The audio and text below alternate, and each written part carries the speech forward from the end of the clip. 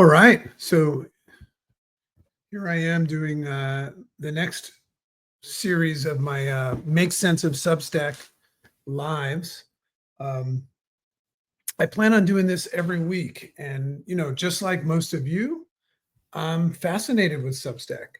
And, the whole concept of my Substack is to make sense of things. I like, you'll notice in my work that I like to take things and allow us all to step into, this possibility space where we can look at things from different vantage points other than the conditioned way that we've been programmed to look at things.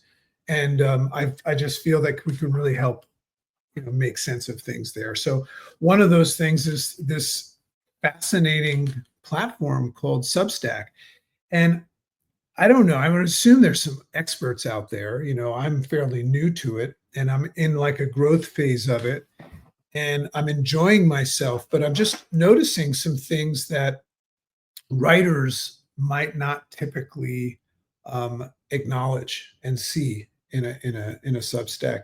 So that's what I want to talk about today. I just want to take a couple of minutes and address whether or not we acknowledge a couple of things. What I'm going to do right now, though, is see if I'm actually streaming live on Substack because I believe we are. So if somebody were to come in here, I wonder if this is actually live on Substack because I'm streaming from a different platform. So if you end up watching this and you have any information on that, I'm not streaming from my phone. I'm streaming from StreamYard, which is where I run my podcast, Make Sense Podcast. So we'll see. Let's see if this actually works. So in any case, even if I have to do it again, I'm just fascinated, and I'd love some feedback on this of whether or not, first of all, what is the frequency? And this is not just about like the algorithm and positioning yourself to create a following, although it is kind of what the goal is. I mean, you don't want to just write to yourself.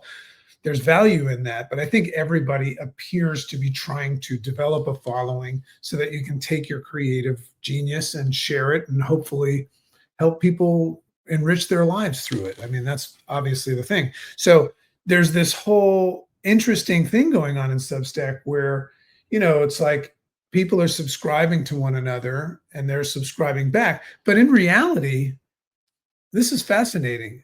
You can't read everybody's stuff. Like I was thinking about this the other day. I subscribe to, Substacks that I find interesting.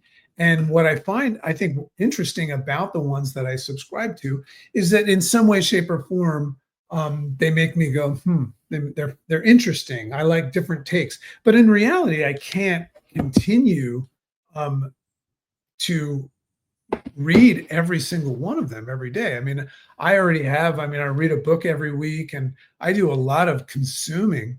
So what I end up doing is trying to find the ones that I like. So the first thing that I'll share with you that as a strategy, and if you are watching this and this is something that you might want to partake in with me, I haven't formed this list, but I'm going to create what I consider to be a hot list. Now, this is a growth engine, but also a way that I can actually feasibly consume. Because if I follow someone, or if you're following me, I'm hoping that you'll actually read my stuff and not subscribe to me so that you'll get a subscription back. Although if that's the deal, it's like you scratch my back, I scratch yours. I understand that. But I don't think that's why writers write. I think writers write because they're hoping that people will read and consume their stuff and have their lives enriched by it. So I get the whole I sub you, you sub me.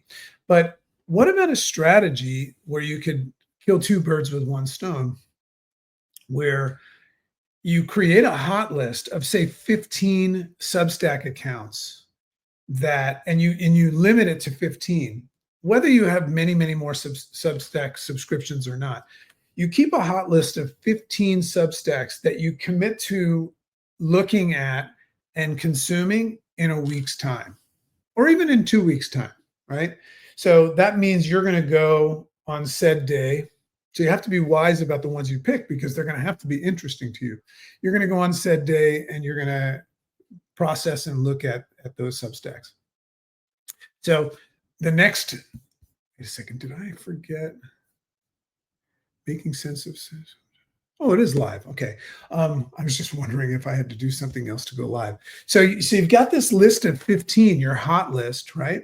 And now you have a group of people that you can not only consume and get enriched by, but support one another. So just imagine if you had 15 people, because this is the way Substack works. I think this is a really cool idea. And if anybody wants to be in my 15, let me know. So I have 15 people.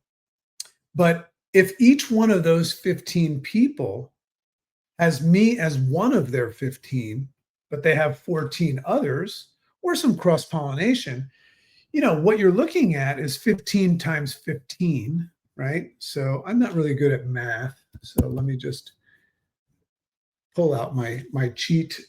15 times 15, that's 225 Substack accounts, right?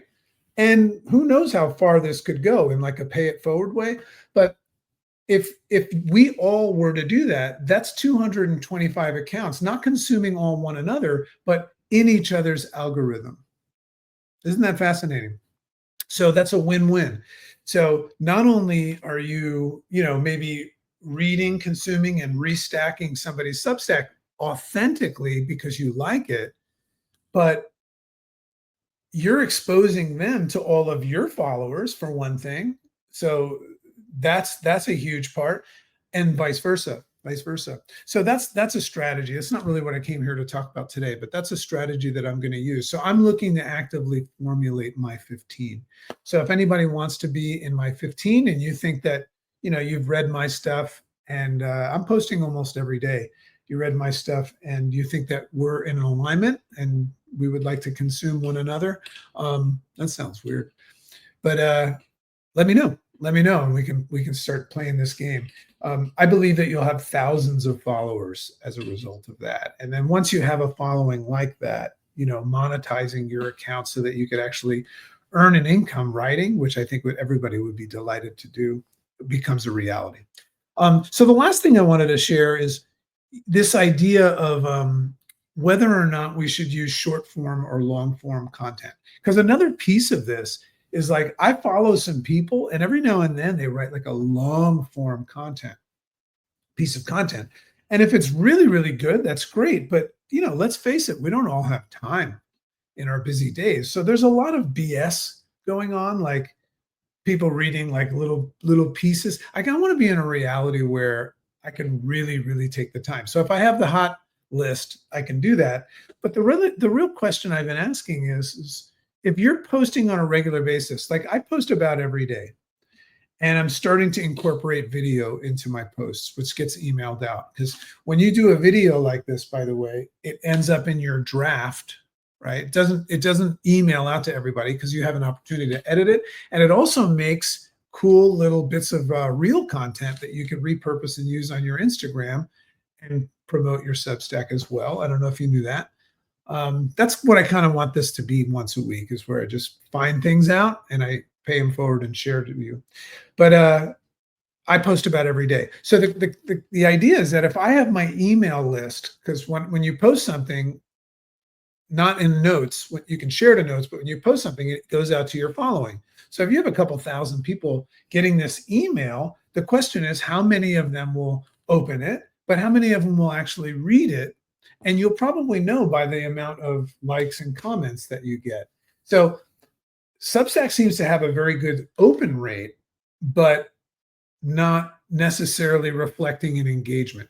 So my take is this, and I'd love to know your take. So if you're watching this video, maybe it gets emailed to you or you see it on my thing, or you're in my 15. I would love to know what your thoughts are. with that long form, short form. My take is this: if I'm going to be sending you something regularly, I'm probably going to, what I like to do is have like a 1 max 2 minute read if I'm sending you regular stuff. And then every now and then having a long form, like let's say once a week or even once every 2 weeks. Writers have a tendency of writing a lot, right? I mean, a lot of us write books and stuff. So we forget in that moment whether or not people will take the time to read it. Once you reach some sort of level of status, everybody will read it. But a lot of people are new to that. So I'd love to know your take on it. What I find is working the best is my daily stuff, my frequent stuff is short form, short form. People seem to like that and appreciate just having an idea. It's like I call it echoes of I'll put like a quote up and I'll just drop some of my thoughts on it and say, what do you think? That's something that we can consume on the regular, in addition to whatever else you're doing in your morning or daily routine. And then go for it with a long form one every week or every 2 weeks or even less, whatever. So I'd love to know your take on that. I can tell you that if you're someone like me that writes every day, I write a lot. I write for about an hour every day because I'm constantly writing books. For me to post one of those long form ones every day, I think it's great that I produce it, but the idea that everybody has time to read, to spend 15, 20 minutes reading something, I think is silly, unless I'm some sort of intergalactic rock star, which I'm not, right? So in any case, I'd love to know your take on that. What do you think about the 15 hot list? And if you're interested in being that, let me know. And the other piece of it is, what's your take on it? How frequent should you be posting on Substack? And obviously the viral component is happening in the notes. That's where you're picking up most of your subscribers, or sharing your stuff to your social media platforms, which you can do with this as well. And what is it, long form or short form, and the frequency? So I'd love to know your thoughts on that. Feel free to comment. And now I'm going to go see if this actually streamed live. So have an amazing day. Bye-bye.